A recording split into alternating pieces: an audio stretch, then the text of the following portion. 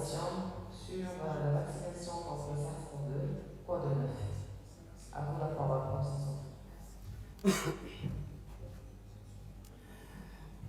Bonjour, merci professeur Habibin. Tout d'abord, je remercie tous les présents ici, tous nos amis d'avoir assisté à cette journée. Certes, comme on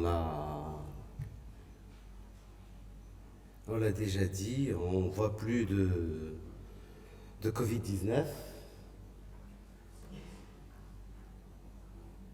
mais il est toujours là et donc on a maintenant des traitements, je vais vous parler un peu des vaccins et on le sait un peu au jour d'aujourd'hui et l'accès à ces vaccins et avec toutes les fausses informations qui étaient autour de cette vaccination anti-Covid et qu'il faut qu'on fasse, nous, praticiens de santé, de reprendre le flambeau pour montrer un peu l'intérêt de la vaccination. Certes, la vaccination est une avancée majeure dans le domaine de la santé. Au jour d'aujourd'hui, les vaccins permettent d'éviter 2,5 millions de décès chaque année. Ça, c'est publié et prouvé par les données de la littérature. Donc, la Covid-19, rapidement, on a mis en place des vaccins et beaucoup de gens aussi, ça a causé de beaucoup de fausses informations. La vaccination au jour d'aujourd'hui, il a infligé la courbe de l'épidémie.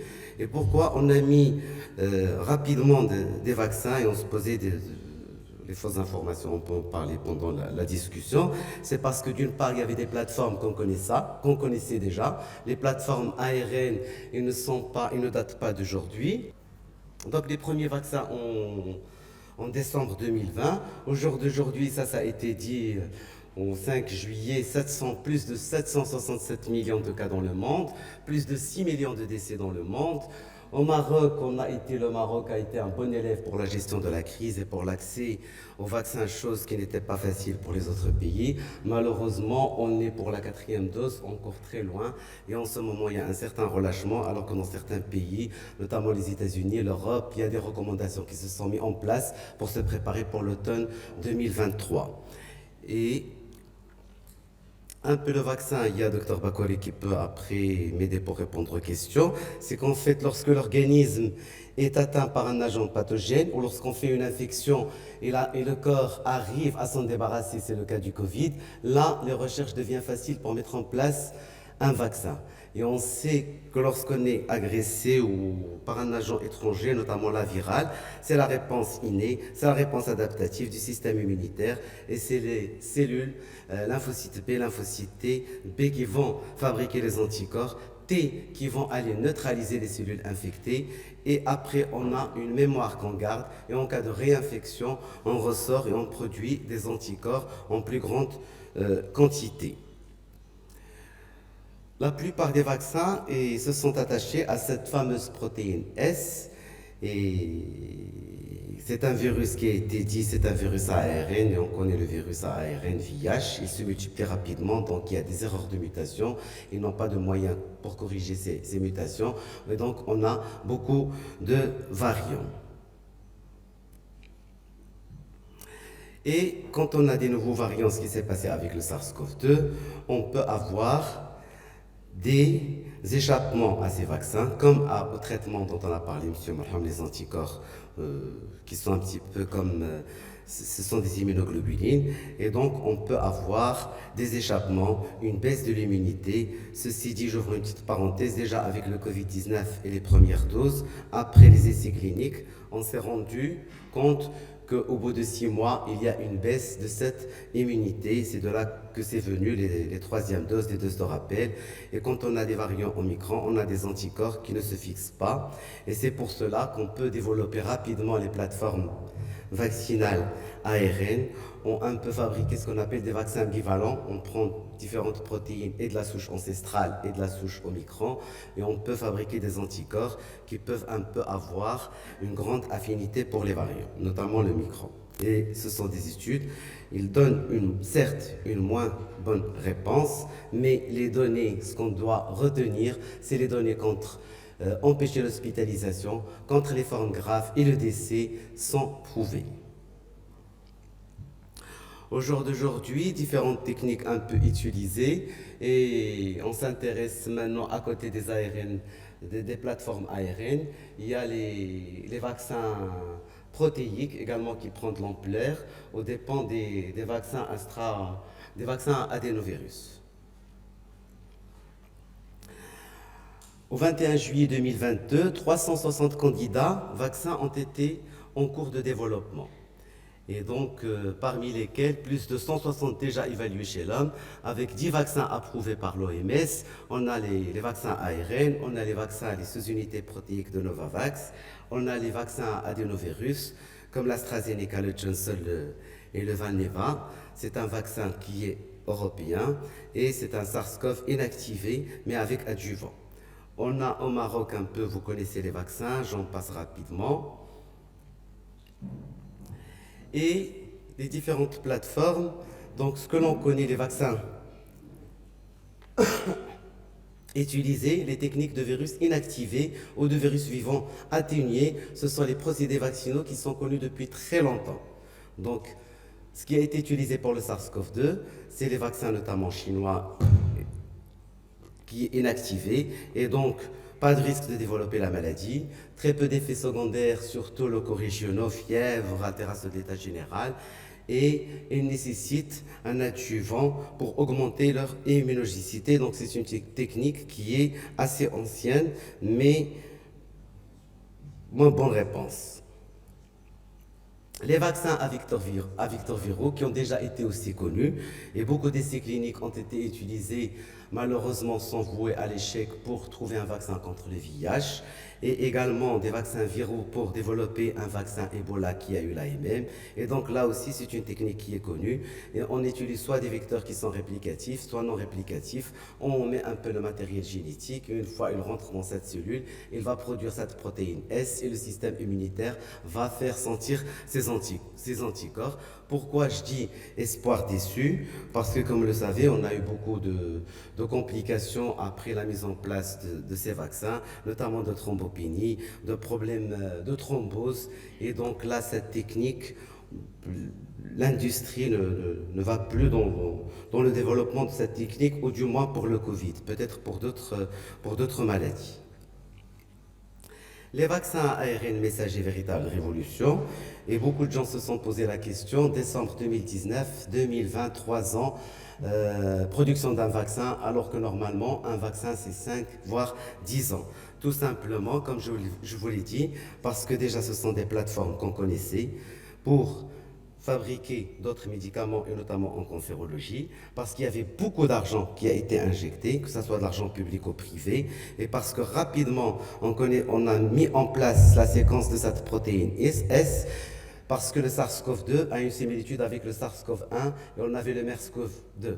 Donc il y avait déjà, toutes les données sont là, c'est ce qui a permis un peu de mettre en place ce vaccin de façon rapide. Les vaccins protéiques auxquels s'intéressent au jour d'aujourd'hui, ils utilisent deux techniques, soit les vaccins à sous-unités protéiques qui vont utiliser soit la protéine S, soit le domaine de liaison de récepteurs, soit les vaccins pseudoprotéiques, c'est-à-dire là, les protéines, j'ouvre cette parenthèse, c'est très important, sont toutefois cultivées à l'aide de plantes génétiquement modifiées, d'accord ? Donc, ces vaccins nécessitent aussi un adjuvant. Et récemment, une AMM a été donnée en Europe pour le vaccin Novavax à pseudoparticules. Pour les autres vaccins sous unités protéiques, qui sont en cours de recherche, phase 3, bientôt l'année prochaine, on pourra avoir plusieurs sortes de ce vaccin. Comme l'a dit, les études cliniques, c'est des patients avec des critères d'inclusion qui sont bien choisis. On a des données d'efficacité, on écarte un peu des contre-indications. Donc, un peu, ça donne d'excellents résultats, mais c'est aussi, il faut s'attendre aux données de la vie réelle. L'efficacité au jour d'aujourd'hui a été prouvée, aussi bien une efficacité clinique pour réduire les formes graves, le décès, l'hospitalisation, une efficacité biologique démontrée par l'apparition d'anticorps, par l'apparition non seulement d'anticorps, mais d'anticorps neutralisants, mais qui n'empêchent pas la possible surinfection. En 2021, il y a eu l'émergence de variants avec échappement vaccinal et qui est restauré par l'injection de doses de rappel. Cet échappement était moins marqué pour les formes sévères d'infection à Covid-19 et on voit un peu les résultats des différentes études. Si on est vacciné, on a 4 fois, 5 fois moins d'infections, 10 fois moins d'hospitalisation et 11 fois moins de risque de décès. Une fois l'échappement vaccinal, ça j'en ai parlé tout à l'heure, et donc pour s'attaquer au variant SARS-CoV-2, il y avait les plateformes, il y avait maintenant avec l'intelligence artificielle, on arrive rapidement à monter toutes des structures virales et rapidement ça a été mis en place donc des ARN qu'on appelle bivalents, peut-être il y aura trivalents, c'est le futur qui va nous le dire. Et comme ça, vous voyez un peu le schéma à droite sur cette réponse immunitaire lorsqu'on est un feu des protéines virales qui provient et de la souche ancestrale et de la souche Omicron. Et à la fin, on arrive à obtenir des anticorps qui ont une forte affinité pour le variant. L'efficacité de ces vaccins bivalents a été démontrée contre le variant Omicron. Donc il y a un peu... moins d'efficacité, mais quand même, elle est là et ça protège contre les formes graves, le décès et l'hospitalisation. On va parler de quelques spécificités par rapport aux patients immunodéprimés. C'est là où maintenant l'OMS prévoit en octobre 2020 à ce qu'il y ait 70% de la population des patients qui sont immunodéprimés, il faut qu'ils soient vaccinés, c'est-à-dire qu'ils mettent à jour leur vaccination aux doses de rappel. Les données de la littérature chez les patients immunodéprimés sont un petit peu discordantes, mais quand même, on a une très bonne efficacité qui dépasse les 60%. Et en cas de pandémie, quand on a un traitement ou un vaccin qui est efficace à 50%, il est recommandé. Et on voit même dans cette étude que dans 100% des cas, ça réduit un peu le risque d'hospitalisation chez les patients immunodéprimés, toute immunodépression confondue. Chez la femme enceinte, une étude a montré que les bébés nés de mamans Covid positifs font beaucoup plus de complications et de décès. Et de là où maintenant la vaccination elle est recommandée chez la femme enceinte, la balance bénéfice-risque l'emporte et c'est surtout recommandé chez la femme au-delà de 35 ans. Également en cas de morbidité, c'est recommandé et c'est les vaccins à ARN messager qui sont recommandés. On peut également vacciner pendant l'allaitement, il n'y a pas de problème. Et c'est efficace, ça donne la même efficacité et la même protection aussi bien de la maman que du bébé contre le risque d'infection grave. Un peu, on est en train de revoir également à côté des populations immunodéprimées et on commence à s'intéresser aux enfants. Et pourquoi? Parce que tout simplement, les enfants sont, malgré les règles barrières qu'on peut mettre en place, malgré la vaccination de la personne immunodéprimée ou de la population, et les enfants peuvent faire des infections et peuvent être source de contamination. Et comme on le sait, l'objectif de la vaccination, c'est d'avoir cet intérêt individuel et cet intérêt collectif et pour essayer un peu de stopper l'infection virale. Donc les vaccins ont été testés chez les enfants, les 2 vaccins ARN, que ce soit de Pfizer ou de Moderna, approuvés pour les 11-16 ans, puis 5-11 ans, et dernièrement on peut les administrer à partir de l'âge de 6 mois. Pour le vaccin chinois, ce que j'ai trouvé un peu dans la littérature, c'est qu'il est approuvé à partir de 12 ans, mais c'est un vaccin inactivé, donc je pense que, comme la grippe que maintenant on recommande au Maroc, pas il y a longtemps, à partir de l'âge de 6 mois, et que lui aussi, il peut être administré sans aucun problème. Un petit mot sur la spécificité des schémas hétérologues dans la vaccination Covid, avec les premières administrations des vaccins à adénovirus, notamment AstraZeneca, il y avait des cas qui ont fait de thromboses, des thrombopénies, et donc il y avait cette réticence aussi bien de la personne que des médecins qui ont vacciné, et tout de suite s'est posé la question de changer de vaccin, et des essais cliniques se sont organisés, et ils ont montré non seulement que ça marche, mais au contraire, ça donne même une immunogénicité accrue, et ça a permis la protection contre les différents variants. L'interchangeabilité de vaccins ARN, c'est-à-dire qu'on peut commencer par le Pfizer, après terminé par le Moderna. Là aussi, ça a été fait et c'était un outil précieux pour faciliter l'intensification des campagnes et il n'est pas inférieur, les résultats de la littérature montrent qu'il n'est pas inférieur au schéma homologue, donc c'est-à-dire que le même vaccin, avec une bonne tolérance. Concernant, et on a entendu beaucoup parler que cette infection est en train de devenir comme une infection saisonnière comme la grippe, et la possible administration et du vaccin de la grippe et de la Covid-19 en même temps, il y a 5 études qui ont été faites avec un peu des résultats un petit peu discordants. Il y en a ceux qui ont montré qu'on peut les administrer et sans aucun problème. D'autres, il y a une moins bonne réponse immunitaire. Mais au jour d'aujourd'hui, on peut les recommander et les administrer, c'est-à-dire en même temps, même la même journée.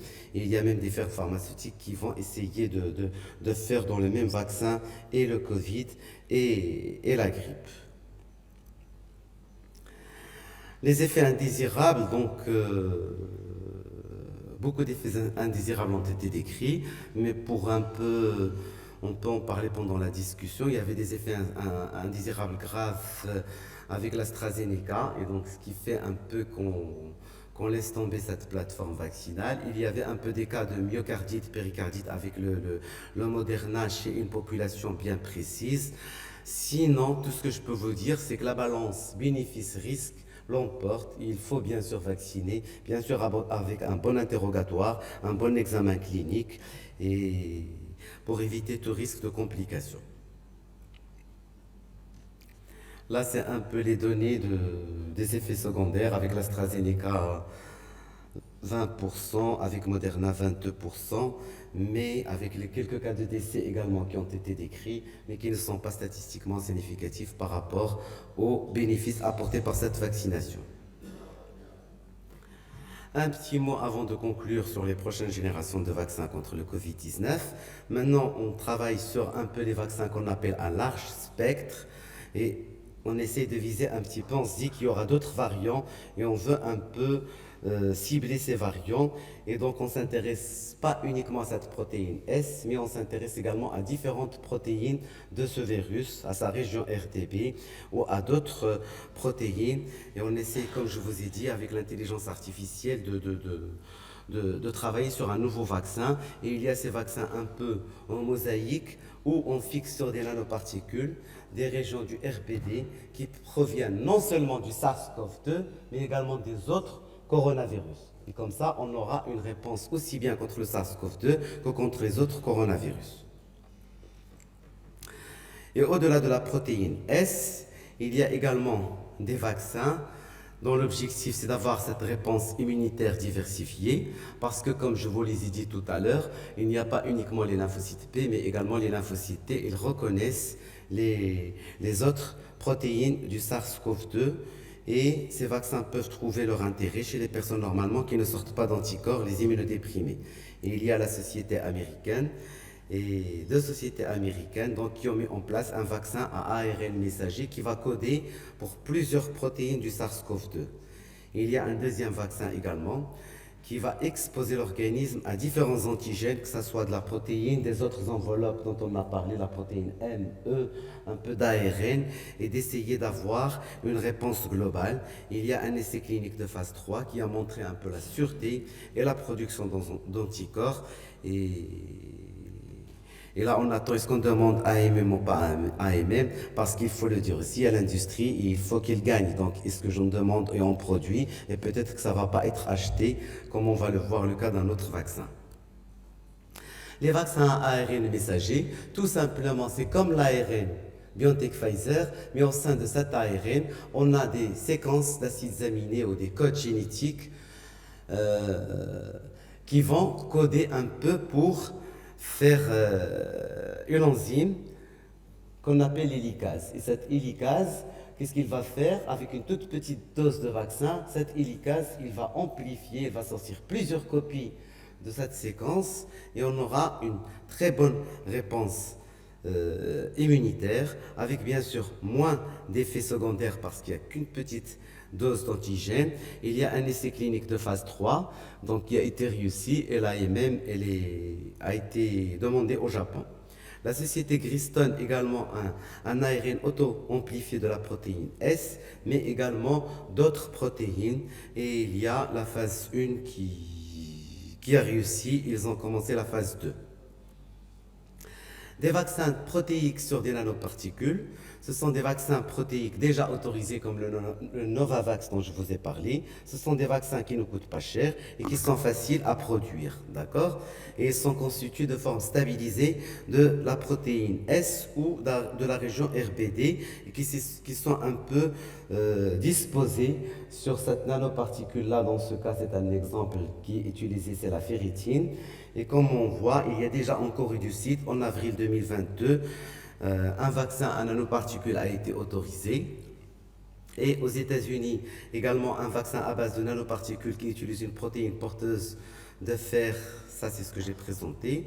Et les vaccins également en mosaïque, où il y a, c'est comme le fameux ballon de foot avec plein de taches rouges-bleues, il y a plusieurs régions de ce virus qu'on dispose sur cette nanoparticule, et comme ça on espère, et ça peut même être des protéines d'autres virus, coronavirus, et on aura une réponse globale. Donc, le Covid, il a eu un impact un peu positif sur tout ce qui est développement, recherche et médecine. D'autres types de vaccins, les vaccins en spray nasal, sous forme soit d'un spray nasal, soit de gouttes déposées au niveau du nez. Et ça, on s'est intéressé à ça parce que la sphère ORL, c'est là où un peu la porte d'entrée, ça a été dit, je ne vais pas revenir. Et c'est là aussi, les études ont montré qu'il y a une très bonne réponse immunitaire et que si on arrive à trouver ce vaccin, parce que comme je vous ai dit, les vaccins n'empêchent pas cette transmission, ils peuvent la réduire et en espérant ces vaccins nasales neutraliser le virus au niveau de la porte d'entrée, peut-être qu'on va un peu éviter la surinfection. Des études sur des modèles animaux ont déjà été réalisées et 5 vaccins par voie nasale déjà approuvés. Et pour conclure, donc certes, on n'est plus en phase de pandémie comme je vous ai dit. La Covid-19 a eu beaucoup d'impacts négatifs sur tous les plans, mais également un impact positif en ce qui concerne la santé, sur le développement, la recherche. Et la recherche continue, on ne baisse pas les bras. Et ces techniques vaccinales, à côté, une petite parenthèse, déjà là, on est en train, grâce à ces techniques, de mettre en place d'autres vaccins pour d'autres maladies, notamment la maladie de Lyme. Donc il faut qu'on reste vigilant. Au Maroc, je l'ai dit, 4e dose, on n'est pas bon du tout. Et là, il faut qu'on se prépare pour l'automne, pour travailler un peu une véritable campagne de vaccination. Je vous remercie.